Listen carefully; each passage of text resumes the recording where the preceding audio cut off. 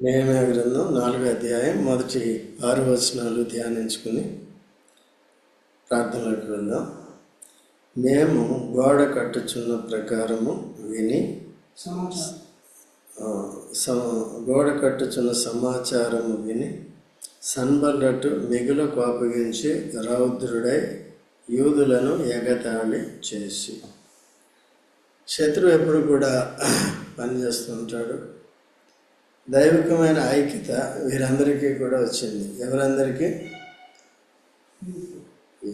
యూదులందరికీ వచ్చింది. బబులోను చెర నుండి విడుదల పొంది వచ్చిన వారందరికీ కూడా ఐక్యత వచ్చింది. ఎజ్రా యాజకుడిగాను, నెహెమ్యా నాయకుడిగాను, ఆ విధంగా వారిద్దరూ ఎవరి పరిచర్య వారు చేస్తూ ఆ విధంగా ఐక్యపరుస్తూ వచ్చారన్నమాట. అయితే ఈ గోడ కట్టుచున్న ఐక్యత వారు ఒక పక్కన ఒకరు ఆనుకుని కట్టుచున్న సమాచారము వారికి వచ్చింది. వచ్చిన వెంటనే వాళ్ళు ఎగతాళి చేయటం మొదలుపెట్టారు. చూడండి, కీర్తన 35:15 వచనం. కీర్తన 35:15 చదవండి. నేను కూలి ఉండుట చూచి వారు సంతోషించి దుంపుకూడి, నీచులను నేను ఎరగని వారును నా మీదికి కూడి వచ్చి మానక నన్ను నిందించి. ఇక్కడ ప్రతి భక్తుడు కూడా దైవ చిత్తానుసారంగా జీవిస్తున్నప్పుడు దుష్టులు వచ్చి, అంటే సాతాను సంబంధాలు వచ్చి, శరీర సంబంధాలు వచ్చి ఈర్ష్యతో పాటుతో వారిని మనుషుల్ని కూలగొట్టారు, భక్తుల్ని కూలగొట్టారు. అయినప్పటికీ కూడా ఇక్కడ ఆశ్చర్యకరమైన సంగతి ఏంటంటే వారి బెదిరింపులకి బెదరలేదు కదా. ఇటు నెహెమ్యా తనతో ఉన్నవారు కూడా, నాయకుడు ధైర్యంగా ఉన్నప్పుడు ఆ మిగిలిన వారందరూ కూడా ధైర్యంగా ఉంటారు. ఆ దినాల్లో సెన్నాకెరీబ్ కూడా ఏం చేశాడంటే హిజ్కియాని భయపెట్టాడు. తర్వాత యూదా ప్రజలందరినీ కూడా భయపెట్టాడు.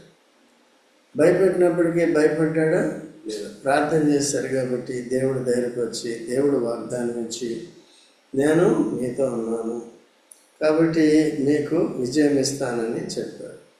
ఎంతో విరిగి నలిగిన మనసుతో తాను ప్రార్థన చేశాడు. అలాగా దేవదూతను పంపించి ఆ శత్రువుల మీద, ఫిలిస్తీన్ల మీద, ఫిలిస్తీన్ల ఎవరెవరు అశ్షూరీయుల మీద, అశ్షూరు రాజు మీద విజయం ఇస్తూ వచ్చారు. ఇక్కడ కూడా వీరు ఆటంకపరిచేవారుగా ఉన్నారు, ఎగతాళి చేస్తున్నారు. రౌద్రులై యూదులను ఎగతాళి చేశారు. అలాగే దేవుని బిడ్డలైన క్రైస్తవులను కూడా నేటి దినాల్లో అనేక మంది ఎగతాళి చేస్తూ ఉంటారు. క్రీస్తు బలహీనుడని వారు అతిశయిస్తూ ఉంటారు. వారు పునరుద్ధానుడై లేచిన ఆ పునరుద్ధాన బలాన్ని ఎరగరు కనుక మనం ఎట్టి పరిస్థితుల్లో కూడా పరిస్థితులను బట్టి మనుషులు నిందించినప్పటికీ కూడా, మన జీవితంలో ప్రతికూల పరిస్థితిని ఎదుర్కొంటున్నప్పటికీ కూడా వీటన్నిటి మధ్యలో మనల్ని నడిపిస్తాడు. ఆనాడు ఎర్ర సముద్రం మధ్యలో నడిపించాడు. షద్రకు, మెషకు, అబేద్నెగోని కానీ అగ్నిగుండంలో వేసినప్పటికీ కూడా వారు వెంట్రుక సైతం కాలిపోకుండా వారిని కాపాడుతూ వచ్చాడు. వారికి తోడుగా ఉన్నారు. అగ్ని వంటి శ్రమలు మనం ఎదుర్కొంటున్నప్పటికీ కూడా ప్రభు పనిని మానకూడదు. యథార్థంగా ప్రార్థన చేయటం మానకూడదు. ఆరాధన చేయటం మానకూడదు. సువార్తకు సాక్షులుగా ఉండటం మానకూడదు.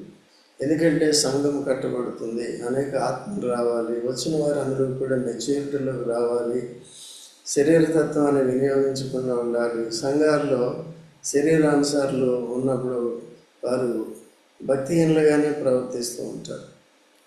కాబట్టి కొన్ని సందర్భాల్లో ఈ సన్బల్లటు, టోబియా వీరి వల్లే కూడా ప్రవర్తించే వారుగా ఉంటారు. పైకి భక్తి గల వారి వల్ల ఉంటారు, శక్తి లేని వారిగా ఉంటారు. తర్వాత శరీరానుసారంగా ప్రవర్తించి పరిచర్యను పాడు చేసేవారుగా ఉంటారు.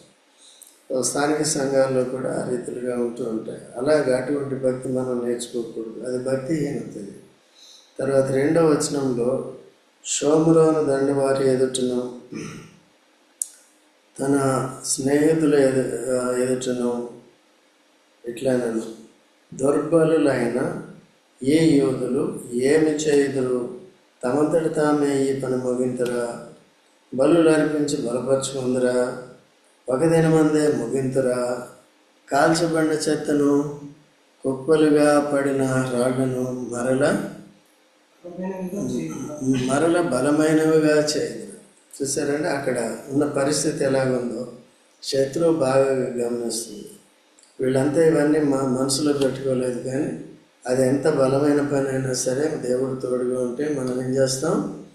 ఐక్యతతో అందరూ కలిసి చేసినప్పుడు మన హస్తాలను బలపరుస్తాడు కనుక ఏది అసాధ్యమైంది కాదు. సో అసమానమైనది రీతిగా దేవుడు సాయం చేస్తాడు. అందుకనే శత్రువు ఏమనుకుంటున్నాడు? దుర్బలులు ఆయన యూదులు అంటున్నాడు, తమంతటి తామే వీళ్ళు మాత్రమే ఎవరి సహాయం లేకుండా చేస్తారా? దేవుడు వారికి కనపడ్డు కాబట్టి వీరే చేస్తున్నారు అనుకుంటుంది శత్రువు. బలులు అర్పించి లేకపోతే ప్రార్థన చేసి వీరే పని ముగించగలరా? ఒక దినమందే ముగించగలరా? చాలా అతి తక్కువ సమయంలోనే ముగించగలరా? కాల్చబడిన చెత్తను, కుప్పలుగా పడిన రాళ్లను మరల బలమైనగా చేయగలరా? అది కాల్చబడిన వాటిని కాల్చినప్పుడు కొద్దిగా వీక్ అయిపోతుంది. అయినప్పటికీ వాటిని తీసి మళ్ళీ వాళ్ళు ఏం చేయాలి? శుభ్రం చేసి మంచిగా అని ఇది అనమాట. ఎప్పుడు కూడా దేవుని ప్రజల యొక్క బలాన్ని శత్రువు ఎప్పుడు కూడా తక్కువ అంచనా వేస్తాడు. శత్రువు కాబట్టి యేసుప్రభు దినాల్లో కూడా తను యేసుప్రభుని శోధించినప్పుడే కానీ, యేసుప్రభుని సిలువ వేసి సంహరించినప్పుడే కానీ తను తిరిగి లేచడం ద్వారా తన బలం ఏంటో చూపించాడు. తద్వారా తన అధికారాన్ని పూర్తిగా కూలగొట్టాడు. ఇప్పటికీ కూడా ఏం చేస్తున్నాడంటే దేవుని కార్యాలను ఆటంకపరచడానికి పాపుల్ని, శరీరానుసారులని, ఈయన క్రైస్తవుల్ని కూడా వాడుకుంటున్నాడు. మనం జాగ్రత్తగా ఉండాలి. అయితే మనం శరీరానుసారులు ఉండకూడదు, కానీ ఐక్యత కలిగి కట్టే వరకు ఉండాలి. లేదా మనల్ని మనము పరిశుద్ధాత్మ ద్వారా మనం కట్టబడుచు వాక్య క్రమంలో అలా మనకిచ్చిన పరిచర్య కూడా తలాంతుల ద్వారా, వరాల ద్వారా మనం సేవించాలి. తర్వాత మరియు అమ్మోనీయుడైన టోబియా ఎవరండి? అమ్మోనీయుడు. అమ్మోనీయులు ఎవరండి? లోతు సంతతి. లోతు సంతతి ఎటువంటిదండి? జారత్వంలో పుట్టింది కదండి. అది కాబట్టి వారు కట్టిన దానిపైకి ఒక నక్క ఎగిరినట్టయినా వారి రాతి గోడ పడిపోయింది. ఎందుకండి? వారు కట్టింది ఇది బాబేలు గోపురం కాదు. ఇది ఎందుకంటే దేవుడు తోడుగా ఉండి కట్టిస్తున్న గోడది. కాబట్టి బలహీనమైనది కూడా దేవుని హస్తం తోడుకుంటే బలంగా, అది మానవ ఉద్దేశంతో కడితే ఏమవుతుంది? బాబేలు లాగా కూలిపోతుంది. బబులోను రాజ్యం కూలిపోతుంది, ఐగుప్తు రాజ్యం కూలిపోతుంది, ఈ లోకం అంతా కూలిపోతుంది. ఎవరి రాజ్యంలో స్థిరంగా ఉంటుంది? సంఘం స్థిరంగా ఉంటుంది, దేవుని రాజ్యం స్థిరంగా ఉంటుంది కదా. అయితే ఈ లోకం కూలిపోయే లోకం, కాలిపోయే లోకం, భక్తిహీనమైన లోకం, భక్తులైన వారిని ఇబ్బంది పెట్టే పరిస్థితులు ఉంటాయి. కాబట్టి పరోక్షంగా సాతానుడు కూడా మనకు అనేకమైన ఇబ్బందులు కలుగజేసి భక్తి జీవితాన్ని పాడు చేయడానికి చాలా ప్రయత్నం చేస్తున్నాడు. సో దేవుడు నమ్మదగిన వాడు, మనల్ని బలపరుస్తాడు. పట్టు వదలకుండా మన విశ్వాసాన్ని కొనసాగించుకుంటూ ముందుకు సాగేది నేర్చుకోవాలి. తర్వాత మా దేవ ఆలకించుము, మేము తిరస్కారము నొందినవారు. ఇప్పుడు ఏం చేస్తున్నాడండి అయ్యగారు? మనకి ఇటువంటి పరిస్థితులు వచ్చినప్పుడు మనం ఏం చేయాలి? ప్రార్థన. వచ్చినప్పుడే చేయాలా? వచ్చిన రాకపోయినా చేస్తున్నాడు. వచ్చి నేను చేయాలి, లేకపోతే రాకుండా ఉండాలని, అది ప్రార్థన. ముందు చూపుతో ప్రార్థన చేయాలి. పరిస్థితులు ఎలాగ జరగవు, ఏమవుతున్నాయో మనకు తెలియదు. దేవుడు సమస్తాన్ని ఎరిగిన వాడు కనుక ప్రతి విషయంలో కూడా అప్పుడేమవుతాయి? ఏమైనా ఆటంకాలు కూడా రాకుండా ఉంటాయి. అయితే మనం పని చేసుకుంటూ పోవాలి. పండుకుంటూ, లేకపోతే మన ఇష్టాన్ని మనకి ఇష్టమైనప్పుడు రావటం, కష్టమైనప్పుడు లేకపోవటం. శరీరం అన్ని విషయాల్లో కూడా సహకరించేటట్టుగా ఈ శరీరాన్ని మనం ఏం చేయాలంటే ప్రభు సేవకు అప్పగించుకునేలాగా అపోస్తలుడు పౌలు అంటే దృఢ నిశ్చయం మనం కలిగి ఉండాలి. అపోస్తలుడు పౌలు ఏం చేశాడు చెప్పండి? 1 కొరింథీ నలగొట్టుకోవడం అంటే స్వాధీనపరచుకోవడం, ఆత్మ స్వాధీనంలో పెట్టడం, దేవునికి అప్పగించుకోవటం. చూడండి 1 కొరింథీ 9:25 మొదటి తరగతి సురుగ్గా ఉండాలి. 1 కొరింథీ 9:25.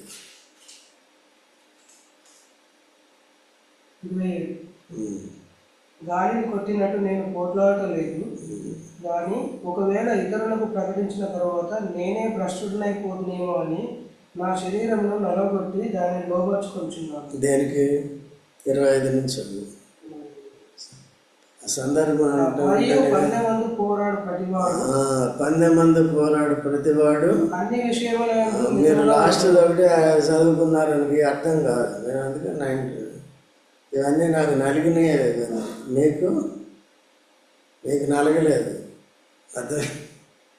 కాబట్టి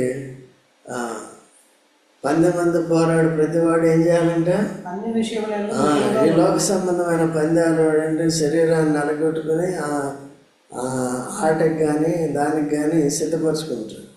అలాగే వారికంటే ఎక్కువ మన ఆత్మీయ జీవితం కొరకు శరీరాన్ని ఏం చేయాలి? దానికి శరీరమే, దీనికి శరీరం.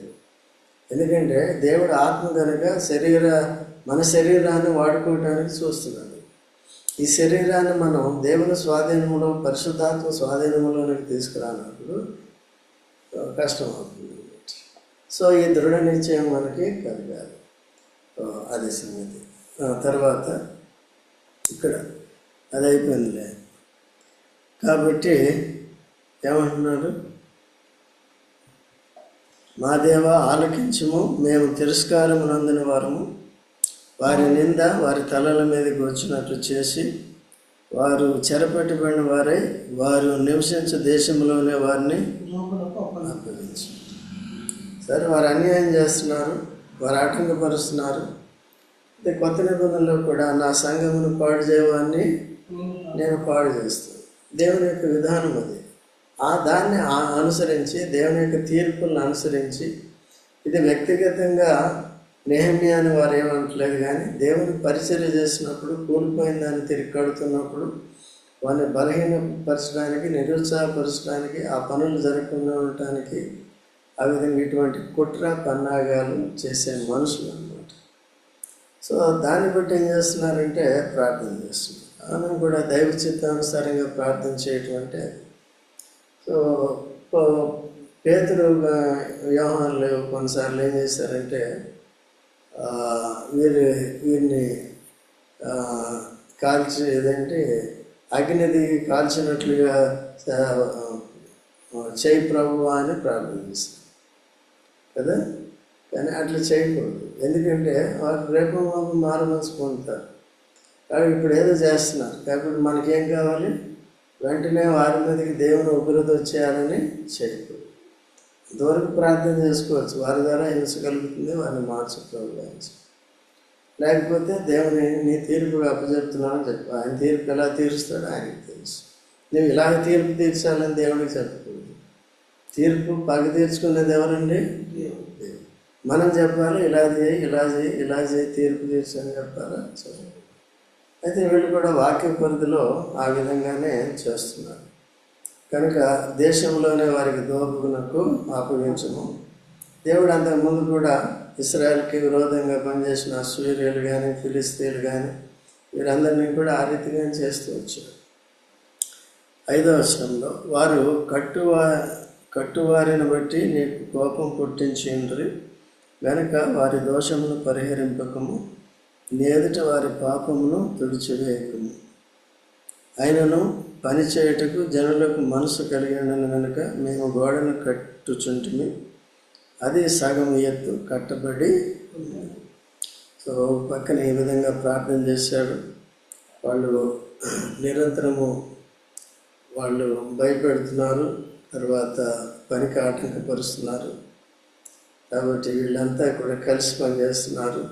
వీరిలో మళ్ళీ కొంతమంది భయపడి ఐక్యతను కోల్పోతే ఇవన్నీ కూడా నాయకుడికి చాలా ఇబ్బంది అన్నమాట. అన్ని రకాలుగా ఆలోచించవలసి వస్తుంది. కాబట్టి కొంతమంది ఏం చేస్తారంటే వారి వరకే ఆలోచిస్తారు. ఇప్పుడు మేమంటే మా వరకే కాదు, ఒకే యాంగిల్లో కాకుండా అన్ని యాంగిల్లో కూడా ఈ గ్రహింపు కలిగి ఉండాలి. మనం ఏం చేయలేం, కానీ గ్రహింపు కలిగి ఉన్నప్పుడు అదే మెలకువ కలిగి ఉండటం, మెలకువ కలిగి బీ ఆన్ అలర్ట్. కాబట్టి ఈ శత్రువు ఎలా పనిచేస్తాడు, ఎట్లా పనిచేస్తాడు, ఏ యాంగిల్లో పనిచేస్తాడు. కొన్నిసార్లు విశ్వాసుల ద్వారా పనిచేస్తాడు, కొన్నిసార్లు బయట వాళ్ళ ద్వారా పనిచేస్తాడు. సో కొన్నిసార్లు నానా రకాలుగా ఉంటాయి. అనేకమైన ఇబ్బందుల ద్వారా పనిచేస్తాడు. మనకు వచ్చే రిసోర్సెస్ అని ఆటంకపరుస్తూ ఉంటాడు. సహాయం రాకుండా ఏం చేస్తాడు, ఆటంకపరుస్తాడు. సో అలాగా నానా రకాలుగా వస్తుంది. కాబట్టి దీని అంతటిని బట్టి ప్రభువుకి అప్పచెప్పాలి. నేను చేయగలనని చెప్పకూడదు. నువ్వు చేస్తే పౌలు అదే అంటాడు. ఫిలిప్పీలకు రాసిన పత్రిక 4:13 ఏమంటాడు, నన్ను బలపరచమని యందు నేను సమస్తమును చేయగలను. కాబట్టి I can do all things in Christ who strengthens me. నన్ను బలపరచమన మూలంగా నేనేం చేస్తాను, సమస్తం చేయాలి. సమస్తం అంటే దేవుడు బలపరిచి ఏదని చేయొచ్చు. ఇది అసాధ్యమైన క్రియ కదండి. గోడలు కట్టడం, పడిపోయిన రాళ్ళని, కాలిపోయిన రాళ్ళని తిరిగి వాటిని బాగు చేసి మళ్ళీ కట్టడం ఎంత కష్టమైంది. కొన్ని మామూలుగా ఫ్రీగా కట్టేస్తే పర్వాలేదు, మళ్ళీ ఆటంకాలు.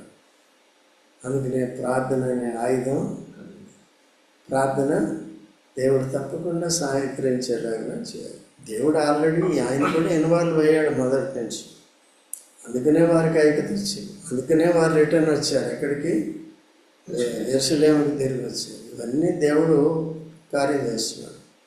అందుకనే యేసు ప్రభు అంటాడు, నా తండ్రి క్రియ చేస్తున్న ప్రకారం నేను కూడా చేస్తున్నాను. నా తండ్రి ఎలా చేస్తున్నాడో నేను కూడా అలాగే చేస్తున్నాను.